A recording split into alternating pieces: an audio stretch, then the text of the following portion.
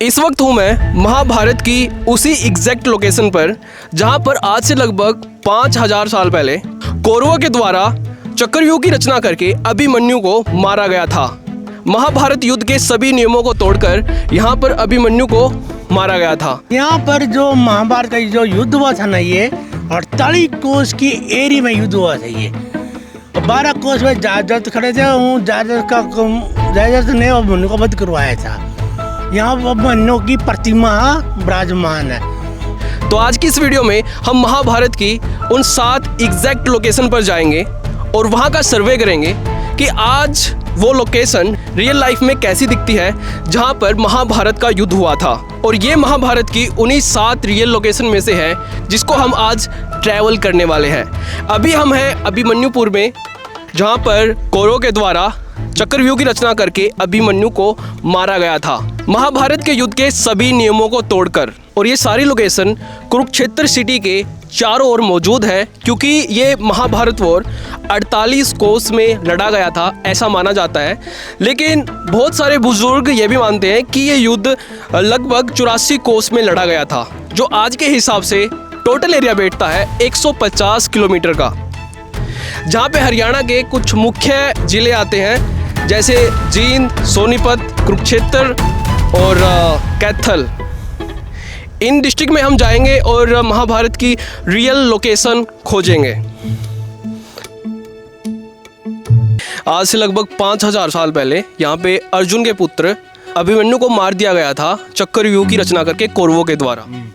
ऐसा देखो, जो रचना हुई थी वो रचना कोई दीवार से या ईंटों से नहीं थी, वो सेना की रचना की थी। वो द्रोणाचार्य जो थे अर्जुन के गुरु, द्रोणाचार्य जी ने वो रचना करी थी सेना चक्रव्यूह की सेना द्वारा रचना की गई थी। उनमें बड़े बड़े योद्धा, बड़े बड़े महारथी थे। तो भाई जो ऐसे में अर्जुन अंदर आएगा तो इसको घेर के मारेंगे। अर्जुन का पुत्र अभिमन्यु अर्जुन को लिए बनाया था ना चक्रव्यूह। तो अर्जुन को उस लड़ाई में अलग ले गए, तो वो चक्रव्यूह में युधिष्ठिर को उसने बंदी बनाना था। अच्छा जी। युधिष्ठिर को उसने बंदी बंदी बनाता तो युद्ध खत्म हो जाता। अच्छा जी। तो अर्जुन जैसे युद्ध करते करते दूर ले गए, तो चक्रव्यूह में भाई युधिष्ठिर को बंदी बना लेगा। तो उसमें बढ़ने का किसी को मालूम नहीं था चक्रव्यूह में, खाली अर्जुन, द्रोणाचार्य और कुछ और जानते थे योद्धा उसके बारे में। तो अभिमन्यु ने जैसे अपनी माँ के गर्भ में था सुभद्रा के, उसके गर्भ में उनने बढ़ना तो सुना था, जो अर्जुन उनको कहानी सुना रहे थे वो बढ़ना सीख गए और निकलना नहीं सीख के उसमें से। अच्छा जी। तो उसके अंदर बढ़ गए, जैसे वो उसके अंदर ही रह गए। हाँ, मतलब जब अभिमन्यु गर्भ में था ना, जब अर्जुन सुना रहा था ये चक्रव्यूह को कैसे भेद करना है, सुभद्रा को जाना तो सीख गए उसमें अभिमन्यु। जाना सीख गए। जिस टाइम सुनाने लगे ना निकलने का, उस टाइम उनकी माता सो गई। अच्छा जी। सोने से उनको निकलने का ज्ञान नहीं हुआ, उसमें अंदर जाने का ज्ञान तो हो गया। अच्छा अच्छा। उसमें से बाहर निकलने का ज्ञान नहीं हुआ। तो उसकी वजह से अंदर ही एर लिया उनने। अच्छा जी। जो महारथी बड़े बड़े योद्धा उसके अंदर खड़े थे चक्रव्यूह के, उनने अंदर ही एर लिया उसको। अंदर ही एरने पे और सब योद्धा ने एर के मारा उसको अकेले को।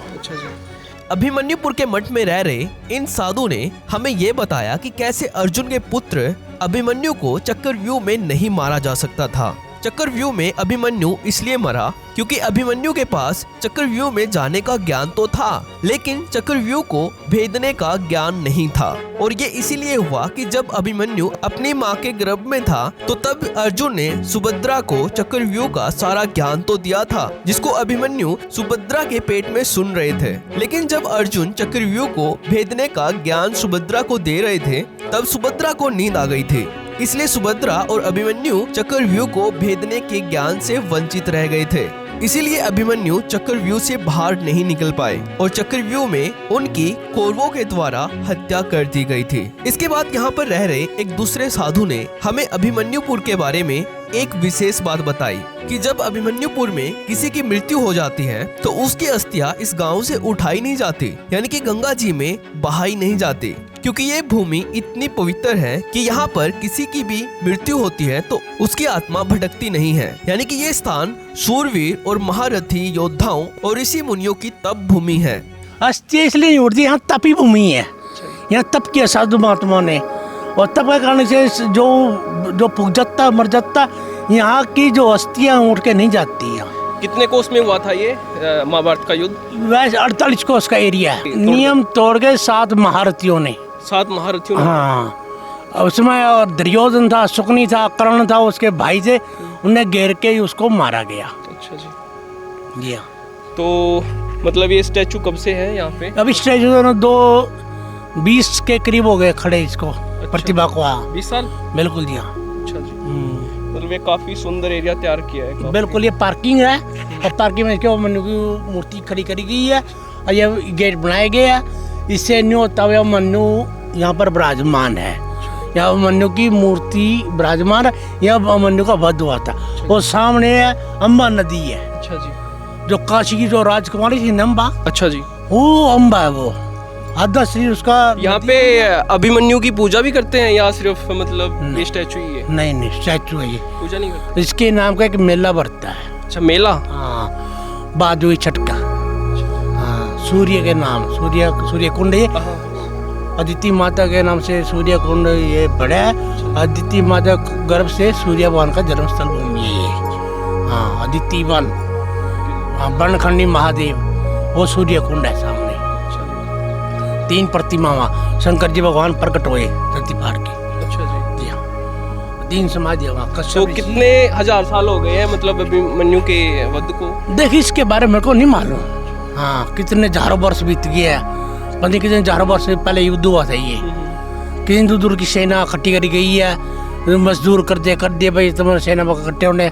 चक्रव्यूह रचना की थी द्रोणाचार्य ने, अब ये द्रोण युद्ध खत्म हो जाएगा, द्रोण युधिष्ठिर को बंदी बना लेंगे। अच्छा। और बंदी के चक्कर में मन्नु को, उसको अर्जुन को ले गए दूर, अब मन्नु फिर उसको घेर के मारा गया। बाबा जी, जैसे कि हमने देखा यहाँ पे कि पूरे चक्रव्यूह की रचना भी करी गई है यहाँ पे। बिल्कुल जी हाँ, चक्रव्यूह रचना किया, इसे दिखाया गया। चक्रव्यूह में फंस गया, वो अब अंदर चला गया, बाहर नहीं आ गया। मतलब अभिमन्यु को चक्रव्यूह में फंसा के मारा गया। बिल्कुल जी हाँ। जिस टाइम अर्जुन अपने धर्मपत्नी को चक्रव्यूह से उतार थे ना, वो उस वजह सो गई थी उस टाइम। वो झाड़ अंदर तो चला गया, बाहर आने दिखा नहीं ना, वो सो गई थी वो। वहीं उसका फिर वहीं तो शामिल था ये। धन्यवाद जी आपका बताने। बहुत बहुत धन्यवाद आपका। धन्यवाद आपका भी। आपका भी धन्यवाद जी। तो आप कितने सालों से हैं यहाँ पे? मेरे को 18 साल हो गए। अच्छा, यहाँ पे पूरे 18 साल भक्ति करते हो? भक्ति करता हूँ हनुमान जी की, महादुर्गा। हाँ, पचमुख हनुमान है मेरा, माँ शेरा वाली है। हाँ जी, अच्छी बात है, बहुत बहुत धन्यवाद हमें जानकारी देने के लिए। भगवान तेरा भला करे। आपका भी। अभिमन्युपुर के बाद हम आ गए हैं ब्रह्म सरोवर पर, जिसका निर्माण राजा क्रू के द्वारा करवाया गया था, और इस सिटी का नाम भी राजा क्रू के नाम से ही कुरुक्षेत्र पड़ा था। और ये माना जाता है कि यहीं से ब्रह्मा जी ने सृष्टि की रचना की थी। और साथ में ही ये प्लेस माता द्रौपदी के एंशिएंट कूप के कारण भी काफ़ी ज़्यादा फेमस है, क्योंकि माता द्रौपदी ने यहाँ पर अपना प्रण पूरा किया था। दुशासन के खून से माता द्रौपदी ने यहाँ पर अपने केस धोए थे, और ब्रह्म सरोवर के बीचों बीच माता द्रौपदी का वो एंशिएंट कूप मौजूद है, जहाँ पर माता ने दुशासन के खून से अपने केस धोए थे। तो ये वही स्थान है जहाँ माता द्रौपदी ने दुशासन के खून से अपने केस धोए थे, ऐसा पौराणिक कथाओं में माना जाता है। और ये वही कूप है, काफ़ी ज़्यादा प्राचीन, लगभग आज से लगभग 5000 साल पुराना इस कुएं को माना जाता है। और आप इस कूप की 4 दीवारों से भी ये अंदाज़ा लगा सकते हो कि ये कूप कितना प्राचीन है।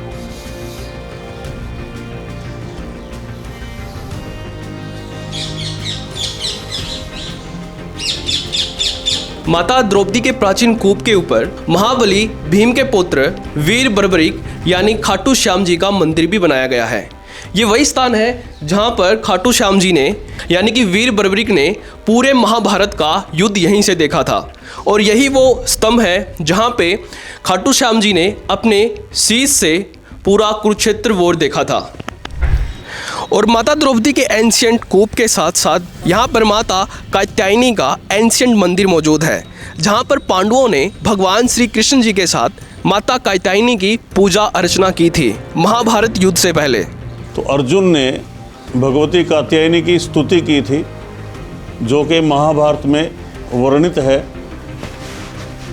ये वही स्थान है जहाँ पे भगवती ने आकाश मार्ग में स्थित होकर अर्जुन को आशीर्वाद दिया था कि युद्ध में तुम्हें विजय प्राप्त होगी। भगवती कात्यायनी, तुम उनकी स्तुति करो ताकि वो हमें आशीर्वाद दें युद्ध में विजय के लिए। वही स्तुति अभी सभी बटुक बोलेंगे। चलो।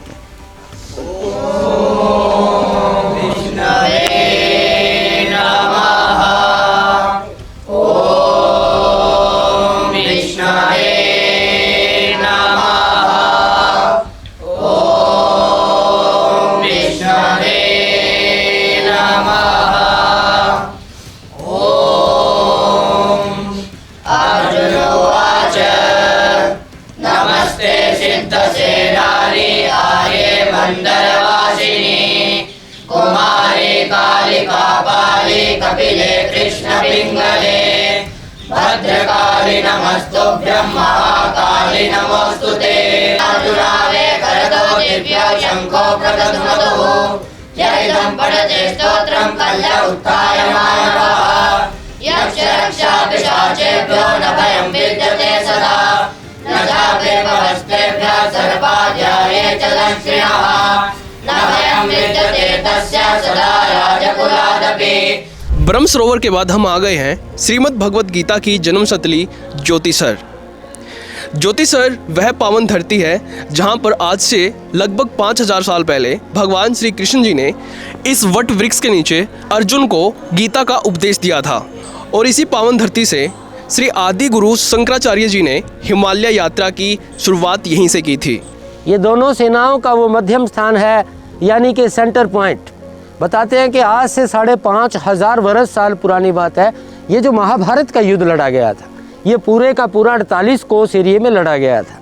48 कोस यानी 156 किलोमीटर माना जाता है, जिसमें हरियाणा के 5 डिस्ट्रिक्ट आते हैं, 5 जिले, कुरुक्षेत्र, करनाल, पानीपत, जींद, कैथल और ये ज्योतिसर।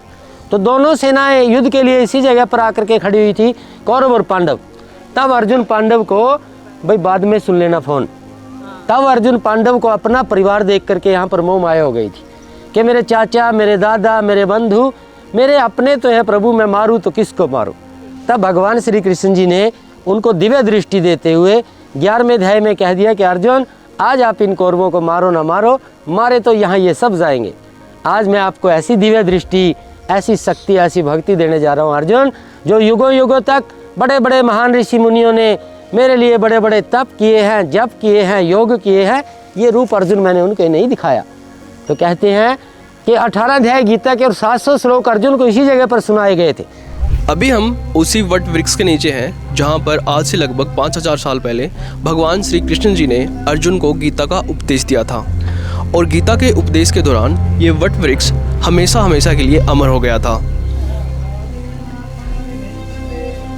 और पावन धरा ज्योतिसर के बाद हम आए नरकतारी, जहाँ पर अर्जुन ने भीष्म पितामह को बाणों की सैया पर लिटाकर मारा था। नरकतारी विलेज ज्योतिसर से मात्र 5 किलोमीटर की दूरी पर स्थित है, जहाँ पर महाभारत काल से ही भीष्म कुंड मौजूद है। हाँ जी, यहाँ पे भीष्म पितामह का पूरा ये कुंड तैयार किया गया है। क्या इसका इतिहास क्या है और कैसे ये कब बनाया गया है यहाँ पे? सर ऐसा है, इसको बाणगंगा बोलते हैं। जब जो भीष्म पिताजी माँ थे, इसी जगह पर उनको सैया पर लिटाया गया था और वो 126 दिन के लिए जिए थे, वो इच्छा मृत्यु थे। तो युद्ध के समय जब वो सैया पर लेटे हुए थे, उनको प्यास लगी, तो अर्जुन पांडव ने उनको वाण मार करके यहाँ पर बाणगंगा प्रकट की थी।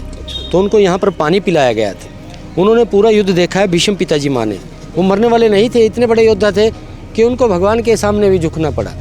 तो इस टेंपल को, इस प्लेस को हम बाणगंगा बोलते हैं। अंदर मंदिर बना हुआ है भीष्म पिताजी का, 5 पांडव बैठे हुए हैं, गंगा माँ है और भीष्म पिताजी सरसैया पर लेटे हैं। यहाँ पर जो ये बाणगंगा है, मेन ये है, यहीं पर पानी पिलाया गया था। भीष्म पिताजी माँ का जो है सामने स्टैचू बनाया हुआ है। हाँ जी। और नरकतारी से मात्र 30 किलोमीटर की दूरी पर स्थित है दानवीर कर्ण का गांव, जो हरियाणा के कैथल डिस्ट्रिक्ट में पड़ जाता है, जो महाभारत के 48 कोस की भूमि पर ही एक विशेष गांव है, जहां पर महाभारत युद्ध में कर्ण के रथ के पहिए धंस गए थे। जिसके पश्चात अर्जुन ने यहीं पर दानवीर कर्ण का वध किया था, यानी कि कोल भूमि कर्ण का मृत्यु स्थान है। तो अगर आपको हमारा काम पसंद आया तो हमें अपना पूरा समर्थन करने के लिए इस वीडियो को लाइक करने के साथ साथ कमेंट भी करें और चैनल को सब्सक्राइब कर लें, क्योंकि ऐसी ही सनातन की इम्पोर्टेंट डॉक्यूमेंट्री हम आपके लिए लाते रहेंगे। तो थैंक्स फॉर वॉचिंग।